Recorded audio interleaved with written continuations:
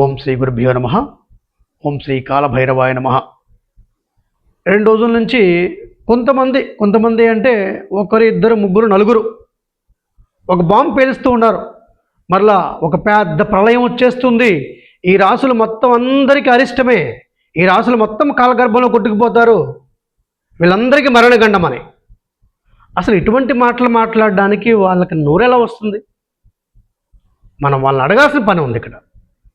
ఎందుకంటే ప్రపంచంలో ఎప్పుడు ప్రతి ఒక్కరూ కూడా ఎవరికి వారు వాళ్ళ పని చేసుకుంటూ ఉన్నారు. కానీ కొంతమంది అంటే ఒకరిద్దరు, ముగ్గురు, నలుగురు వాళ్ళ పని వదిలిపెట్టేసి సమాజంలో బలహీనంగా ఉండేటటువంటి వారిని ఇంకా భయకంపితులను చేయడం, వారిలో మానసిక ఒత్తిడిని తీసుకురావడం, ఎక్కువగా భయపూరితమైన మాటలు మాట్లాడిన వాళ్ళని మరింత బలహీనంగా మార్చేయడం, మాయ మాటలు చెప్పడం, వారి యొక్క సంకల్పాలను పూర్తిగా నీరుగార్చేయడం, ఇటువంటి పనులు చేస్తూ ఉన్నారు. దీని అంతటికీ మూల కారణం గ్రహణం. సెప్టెంబర్ 21 ఆదివారం రోజున మహాలయ అమావాస్య రోజున గ్రహణం, సూర్యగ్రహణం. యథార్థానికి సూర్యగ్రహణము మన పంచాంగాల్లో పంచాంగకర్తలు ఎవరూ కూడా మెన్షన్ చేయలేదు. ఎందుకంటే ఈ గ్రహణం గురించి ఏమీ ఆలోచించాల్సిన అవసరం లేదు కాబట్టి, ఈ గ్రహణం గురించి పట్టించుకోవాల్సిన అవసరం లేదు కాబట్టి వారి పంచాంగాల్లో దీని గురించి ప్రచారం చేయలేదు. ఈ పాక్షిక సూర్యగ్రహణము నెలవంక ఆకారంలో చూడామణి పేరుతో న్యూజిలాండ్, తూర్పు ఆస్ట్రేలియా, దక్షిణ పసిఫిక్, అలాగే కొన్ని ప్రాంతాల్లో కనిపిస్తుంది.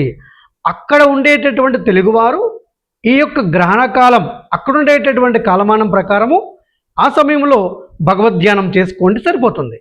మిగతా వారు, ముఖ్యంగా మన భారతదేశంలో ఉండేటటువంటి వారు ఈ గ్రహణానికి సంబంధించి ఏ విధమైనటువంటి నియమాలు పాటించాల్సినటువంటి అవసరం లేదు. అందుగురించే ఏ నక్షత్రంలో, ఏ రాశిలో, ఏ లగ్నంలో వస్తుందో కూడా మీకు తెలియపరచడం లేదు. ఎందుకంటే ఇది ఒక పెద్ద న్యూసెన్స్. మరలా దీన్ని పట్టుకొని అనేక రకాల భయపూరితమైన మాటలు మాట్లాడుతూ ఉంటారు కొంతమంది. కానీ సాధన చేసేటటువంటి వారు, ముఖ్యంగా ఉపాసన సాధన అనుష్ఠానంలో ఉన్నటువంటి వారు భారత కాలమానం ప్రకారము రాత్రి 11 గంటల నుండి 21వ తారీఖు ఆదివారం రాత్రి 11 గంటల నుండి 3 గంటల 22 నిమిషాల వరకు, అంటే తెల్లవారుజామున 22వ తారీఖు వరకు మీరు అవకాశం ఉంది. అంటే ప్రశాంతంగా మీరు మీ యొక్క గురు మంత్రాలను లేదా భగవత్ శ్లోకాలను, ఏదైనా భగవత్ నామాన్ని స్మరణ చేసుకోండి, జపం చేసుకోండి. కేవలం జపం చేయండి, ఏ విధమైనటువంటి క్రియలు చేయాల్సినటువంటి అవసరం లేదు. అలాగే ఈ పాక్షిక సూర్యగ్రహణము ఏ రాశి వారికి, ఏ నక్షత్రాల వారికి ఏ విధమైనటువంటి కష్టాన్ని, నష్టాన్ని, దోషాన్ని ఇవ్వదు. దీని గురించి మీరు అతిగా ఆలోచించి మనసు లోపల బాధపడాల్సిన అవసరం లేనే లేదు. శుభం.